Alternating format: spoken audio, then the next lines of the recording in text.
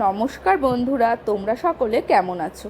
আমি কিন্তু খুব ভালোই আছি। আর এবার আমি বার্থডের সেকেন্ড পার্টটা তোমাদের সঙ্গে শেয়ার করার জন্য চলে এসেছি। মানে সন্ধেবেলা আমরা কি করেছিলাম তাই অল্প অল্প করে তোমাদের সঙ্গে শেয়ার করে নেব। সন্ধে হতে না হতেই কিন্তু আমরা যে যার মতো রেডি হচ্ছিলাম, কারণ সন্ধেবেলা সব গেস্টরা চলে আসবে আর সকলে আসার আগে আমাদের তো রেডি হতেই হবে।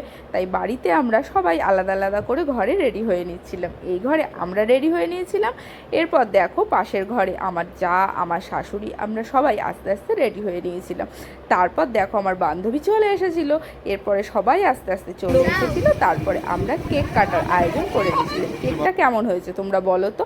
কেকটা কিন্তু খেতে দারুণ টেস্ট ছিল। আর যেহেতু আমার ছেলে চকলেট কেকটাই ভালোবাসে, তাই আমরা চকলেট কেকটাই আনিয়েছিলাম।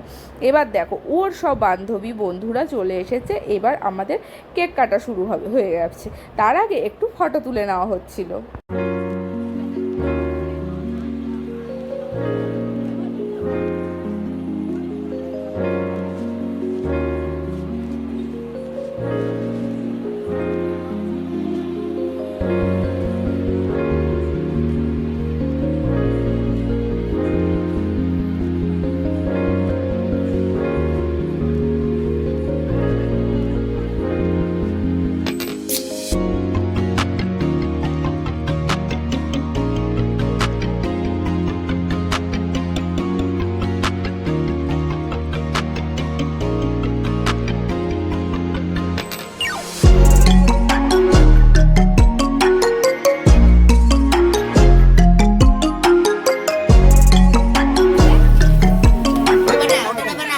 নিচেরটা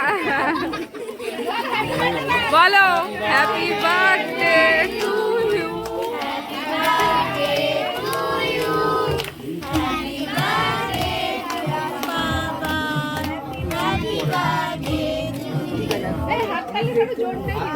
কেকটা দিছে কেন?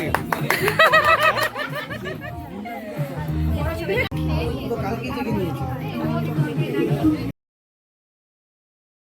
এরপর কেক কাটা শেষ করেই কিন্তু আগে দিদিকে কেক খাওয়াতে হবে। আগে দিদিকে কেক খাওয়িয়ে নিচ্ছিল। যাই হোক, কেক কাটা শেষ করে আমরা কেক খেয়ে নিয়েছিলাম। তারপর কিন্তু রাতের ডিনার করতে সবাই বসে পড়েছিল। দেখো এবার এক এক করে সবাই টেবিলে বসে পড়েছে। আমাদের তো উঠোনে অনেকটাই জায়গা রয়েছে, তাই আমরা বাইরেই টেবিল পেতে খাওয়ার ব্যবস্থা করেছিলাম। দেখো সবাই খাচ্ছিল।